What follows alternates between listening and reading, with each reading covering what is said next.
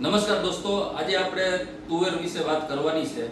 તો મિત્રો, આ 2024નું ચાલુ વર્ષમાં વાવણી લગભગ 1 મહિનો બધી જગ્યાએ મોડી થઈ છે.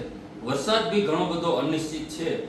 તો હવે આપણે કોઈ પણ મગફળી હોય, મગફળીની વચ્ચે વાવ્યું હોય કે મગફળી ઓછી ઉગી હોય કે બીજું જમીન પડી હોય એમાં જો વાવવાની હોય તો તુવેર વવાય. તો મિત્રો, કારણ કે તુવેર એટલા માટે વવાય કે 170 દિવસે એ તુવેર પાકી જવાની છે અને જાન્યુઆરી એન્ડ સુધીમાં એ તુવેર નીકળી જશે.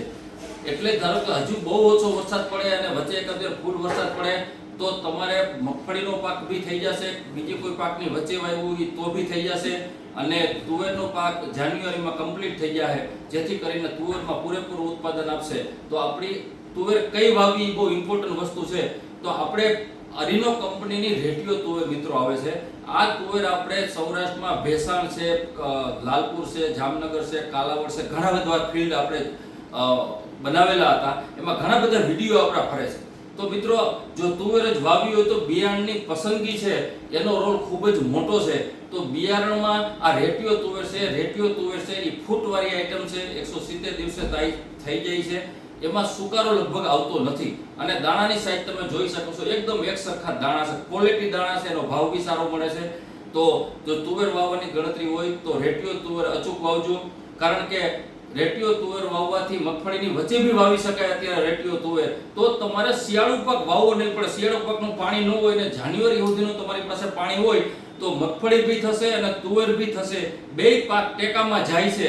તો તમારે જો નબળું વર્ષ પડે તો તમારા માટે ભલારા પાક છે એટલું મને ખ્યાલ આવે છે.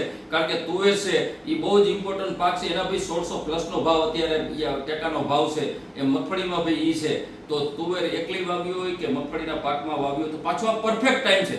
આજે 15 ઓગસ્ટ સુધીમાં તમે તુવેર વાવો એટલે તમારે 30 જાન્યુઆરી સુધીમાં તુવેરનો પાક નીકળી જાય, બે પાક એકી સાથે થઈ જાય, ટેકાના ભાવે વેચાય છે. તો મિત્રો, ખાસ ભલામણ કરવાની છે કે તુવેરનું વાવેતર કરો અને તુવેરમાં બી ગમે ત્યાંથી તમે રેટિયો તુવેરનું બિયારણ ગમે ત્યાંથી ગોતજો. દરેક તાલુકા લેવલે અમારું રેટિયો તુવેર મળે છે.